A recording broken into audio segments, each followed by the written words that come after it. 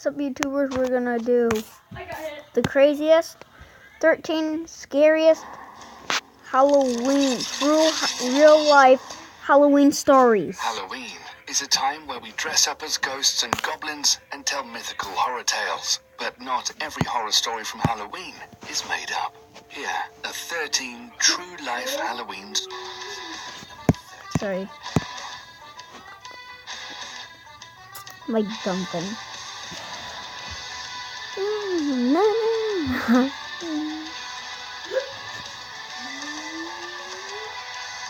Arthur Moxley, Greenwich, Connecticut, isn't a place you'd expect to find a body. It's one of the wealthiest burgs in the States, the place where Bush Sr. played as a boy and where a solid dozen U.S. senators are raising their own kids. But in 1975, amid the sprawling estates, multi-million-dollar mansions, and manicured lawns, the blood-soaked body of a 15-year-old Martha Moxley was found on a cold Halloween morning.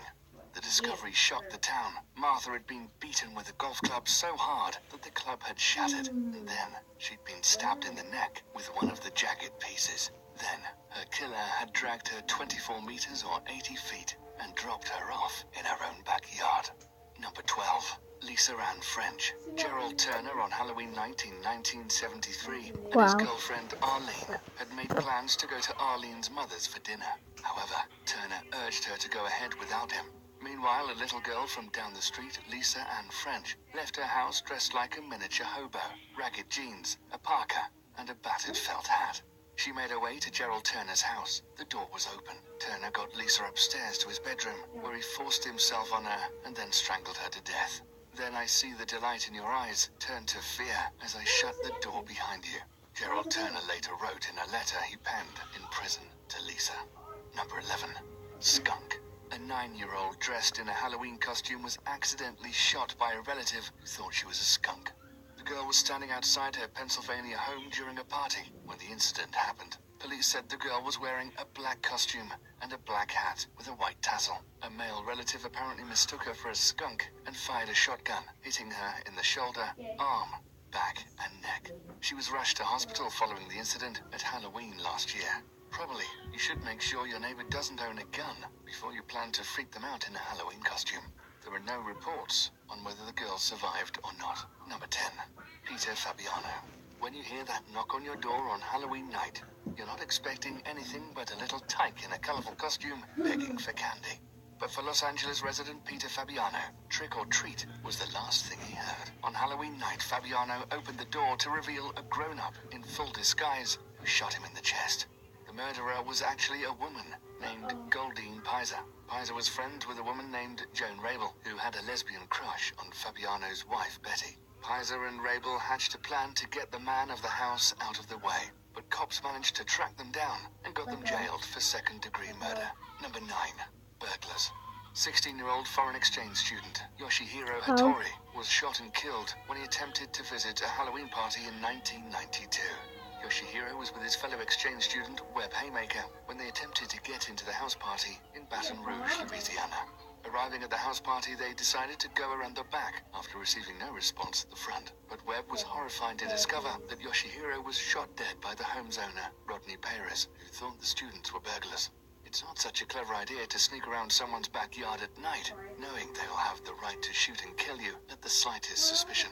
Number 8. Jealous boyfriend. One of the most horrific events ever to happen on Halloween took place in Napa Valley, California in 2004. Housemates Adrienne Insogna, Leslie Ann Mazzara, and Lauren Minza had spent the evening handing out candy to trick-or-treaters. After going to bed, Lauren woke to the sound of Adrienne screaming at 2 a.m. She ran outside in horror, but after hearing screaming again, she ran back inside. She then discovered both her friends had been stabbed and were barely alive. She again ran out of the house and called 911. Her 2 friends later died. The killer was Adrienne's best friend's fiancé, Eric Koppel, who committed the murders because he was jealous of the friendship between Adrienne and his girlfriend.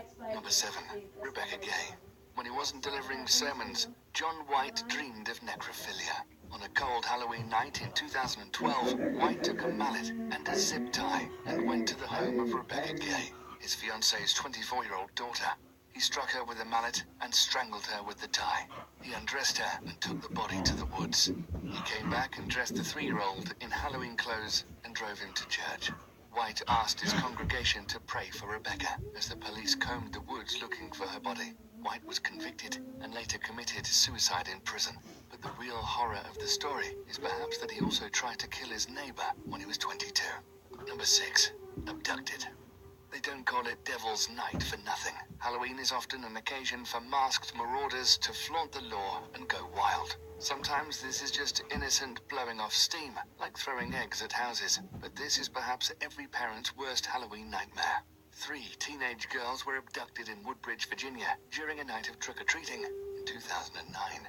Aaron Thomas threatened the girls with a gun before sexually assaulting 2 of them. The 3rd girl was able to use her mobile phone to call her mum, which caused Thomas to run away. He was caught 2 years later. Number 5. Taylor Van Diest. On October 31st, 2011, Taylor Van Diest, an 18-year-old student, left her home in Armstrong, British Columbia, looking forward to a night of fun. She never made it to meet her friends, but before she went missing, she sent her friend a chilling text message, saying that she thought someone was following her. It was the last anybody heard from her. Hours later, Taylor was found beside a railroad track. Her head was bleeding, and there were bruises around her neck. She died in the hospital. The brutal murder shook the small-town community. That is scary. Today I will be playing some Island. That is the end of it. Yeah, 13 horror movies you didn't know.